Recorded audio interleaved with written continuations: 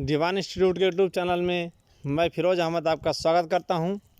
आज हम आपके लिए भारतीय इतिहास का 11वां अभ्यास या 11वां भाग लेकर के उपस्थित हुआ हूं, जो इस प्रकार हैं। सुलभ सूत्र किस विषय से संबंधित है?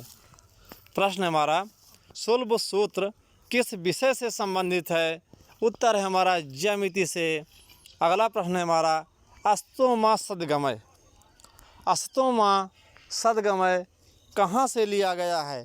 तो अस्तु मा सद्गमय ऋग्वेद से लिया गया है। हमारा अगला प्रश्न है, आर्य बाहर से आकर सर्वप्रथम कहाँ बसे थे? जो आर्य आए थे भारत में, सर्वप्रथम वो कहाँ बसे थे? तो उत्तर है हमारा पंजाब राज्य में बसे थे। हमारा अगला प्रश्न है, ऋग्वेद का कौन सा मंडल पूर्णतः सोम को समर्पित है? प्रश्न है, ऋग्वेद का कौन सा मंडल पूर्णतः सोम को समर्पित है? उत्तर है हमारा 9वां मंडल पूर्णतः सोम को समर्पित है। हमारा अगला प्रश्न है, प्रसिद्ध गायत्री मंत्र किस पुस्तक में है? प्रसिद्ध गायत्री मंत्र किस पुस्तक में है? तो गायत्री मंत्र हमारे पहला वेद, सबसे पुरान वेद ऋग्वेद में स्थित है। हमारा अगला प्रश्न है, प्राचीन भारत में निंग के नाम से किसे जाना जाता है? प्राचीन भारत में निंग के नाम से किसे जाना जाता है? तो प्राचीन भारत में निंग के नाम से स्वर्ण आभूषणों को जाना जाता है। अगला प्रश्न है, योग दर्शन का प्रतिपादन किसने किया? योग दर्शन का प्रतिपादन किसने किया? तो योग दर्शन का प्रतिपादन महर्षि पतंजलि ने किया था। हमारा अगला प्रश्न है, उपनिषद किस पर आधारित है? उपनिषद दर्शन पर आधारित है, फिलॉसफी पर आधारित है। हमारा अगला प्रश्न है, महाभारत का दूसरा नाम क्या है? महाभारत का दूसरा नाम क्या है? महाभारत का दूसरा नाम है जय संहिता। अगला प्रश्न है, विश्व का सबसे बड़ा महाकाव्य कौन सा है? विश्व का सबसे बड़ा महाकाव्य कौन सा है? विश्व का सबसे बड़ा महाकाव्य महाभारत है। हमारा अगला प्रश्न है, बौद्धों की रामायण किस ग्रंथ को कहा है? बौद्धों की रामायण किस ग्रंथ को कहा है? बौद्धों की रामायण बुद्ध चरित्र के नाम से कहा है। अगला है, बुद्ध चरित्र की रचना किसने की? बुद्ध चरित्र की रचना किसने की? बुद्ध चरित्र की रचना अश्वघोष ने की थी। बुद्ध चरित्र की रचना अश्वघोष ने की थी। अगला प्रश्न है हमारा, महाविभास शास्त्र के रचयिता कौन है? महाविभास शास्त्र के रचयिता कौन है? महाविभास शास्त्र के रचयिता वसुमित्र हैं। हमारा अगला प्रश्न है, कौन सी बौद्ध रचना गीता के समान पवित्र मानी जाती है? कौन सी बौद्ध रचना गीता के समान पवित्र मानी जाती है?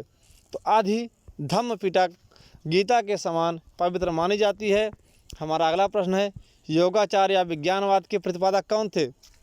योगाचार या विज्ञानवाद के प्रतिपादक कौन थे? तो मैत्रेयनाथ योगाचार या विज्ञानवाद के प्रतिपादक थे। अगला प्रश्न है, किसने कृष्ण को हेराक्लीज कहा था? किसने कृष्ण को हेराक्लीज कहा था? तो मेगास्थनीज ने कृष्ण को हेराक्लीज कहा था। अगला है, इस्लाम धर्म के संस्थापक कौन थे? इस्लाम धर्म के संस्थापक हज़रत मोहम्मद साहब सल्लल्लाहु अलैहि वसल्लम जी थे।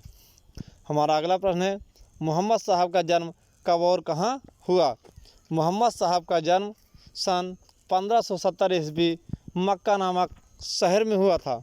हमारा अगला प्रश्न है, मोहम्मद साहब के जन्मदिन पर कौन सा पर्व मनाया जाता है? मोहम्मद साहब के जन्म पर ईद मिलादुन नबी पर्व, जिसे हम 12 रबीउल अव्वल के नाम से जानते हैं, मनाया जाता है। हमारा अगला प्रश्न है, पारसी धर्म का प्रमुख ग्रंथ कौन सा है? पारसी धर्म का प्रमुख ग्रंथ जैन अवेस्ता है। हमारा अगला प्रश्न है, मीर जाफ़र ने बंगाल की गद्दी किस वर्ष छोड़ी? मीर जाफ़र ने बंगाल की गद्दी किस वर्ष छोड़ी? मीर जाफ़र ने बंगाल की गद्दी 1760 ईस्वी में छोड़ी थी। अगला प्रश्न है, टीपू की मृत्यु कब हुई? टीपू की मृत्यु कब हुई? सन 1799 ईस्वी में टीपू की मृत्यु हुई थी। हमारा अगला प्रश्न है, गुलाम वंश को और किन नामों से जाना जाता है? गुलाम वंश को और किन नामों से जाना जाता है? गुलाम वंश को इलबारी, ममलूक तथा दास वंश के नाम से जाना जाता है। हमारा अगला प्रश्न है, दिल्ली का पहला तुर्क शासक किसे माना जाता है? दिल्ली का पहला तुर्क शासक किसे माना जाता है? दिल्ली का पहला तुर्क शासक कुतुबुद्दीन ऐबक को माना जाता है। अगला प्रश्न है, किसकी मृत्यु के बाद कुतुबुद्दीन ने स्वयं को लाहौर का स्वतंत्र शासक घोषित किया? किसकी मृत्यु के बाद कुतुबुद्दीन ने स्वयं को लाहौर का स्वतंत्र शासक घोषित किया? तो मोहम्मद गोरी की मृत्यु के पश्चात कुतुबुद्दीन स्वयं को लाहौर का स्वतंत्र शासक घोषित किया। हमारा अगला प्रश्न है, किस सेनापति की मदद से कुतुबुद्दीन ने बंगाल को अपने अधीन किया? किस सेनापति के मदद से कुतुबुद्दीन ने बंगाल को अपने अधीन किया? तो हमारा उत्तर है, कैमाजी रूमी की मदद से कुतुबुद्दीन ने बंगाल को अपने अधीन कर लिया। हमारा अगला प्रश्न है, कुतुबुद्दीन ने बंगाल का सूबेदार किसे नियुक्त किया? कुतुबुद्दीन ने बंगाल का सूबेदार किसे नियुक्त किया? कुतुबुद्दीन ने बंगाल का सूबेदार अली मर्दन खां को नियुक्त किया। हमारा अगला प्रश्न है, कुतुबुद्दीन ऐबक को उसकी उदारता की वजह से क्या कहा जाता है? कुतुबुद्दीन ऐबक को उसकी उदारता के वजह से क्या कहा जाता था?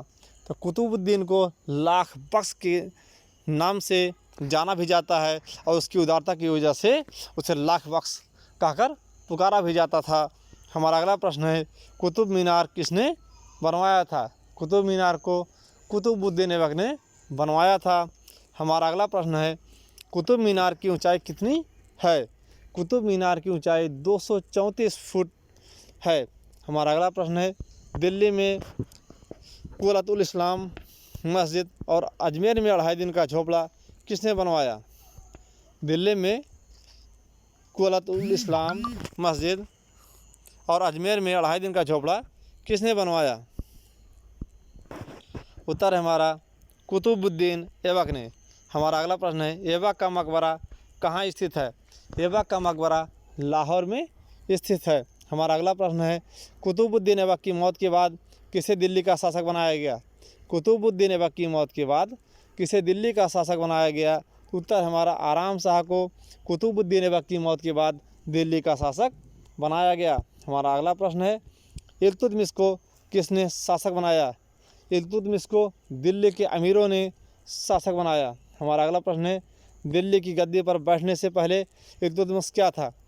दिल्ली की गद्दी पर बैठने से पहले इल्तुतमिश बदायूं का सूबेदार व इलबारी तुर्क था। अगला हमारा प्रश्न है, तुर्कान चहलगानी क्या है? तुर्कान चहलगानी क्या है? 40 तुर्क सरदारों का एक दल, इसे इल्तुतमिश ने बनाया था। हमारा अगला प्रश्न है, इल्तुतमिश के शासनकाल में किसने पश्चिम उत्तर भारत पर आक्रमण किया?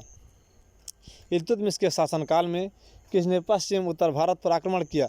मंगोल शासक चंगेज खां ने इल्तुतमिश के शासनकाल में पश्चिम उत्तर भारत पर आक्रमण किया था। हमारा अगला प्रश्न है, इल्तुतमिश ने किसे बंगाल का गवर्नर नियुक्त किया?